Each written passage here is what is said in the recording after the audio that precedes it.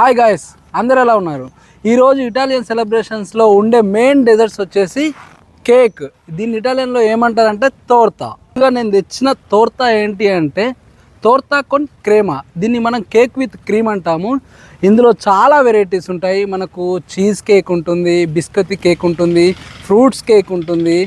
మన ఇండియాకి ఇక్కడ కేక్ చాలా డిఫరెన్స్ ఉంటుంది. ఏంటి అంటే మన ఇండియాలో బ్రెడ్ ఎక్కువ, క్రీమ్ తక్కువ, కానీ ఇక్కడ ఈక్వల్ ప్రపోజిషన్లో వాడతారు.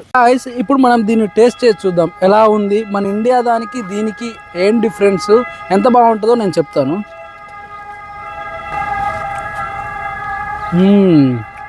చాలా బాగుంది. లైక్ నేను బ్రెడ్ ఉంది అన్నట్టుగా ఫీల్ అవ్వట్లేదు. సేమ్ క్రీము బ్రెడ్ ఈక్వల్గా ఉన్నాయి.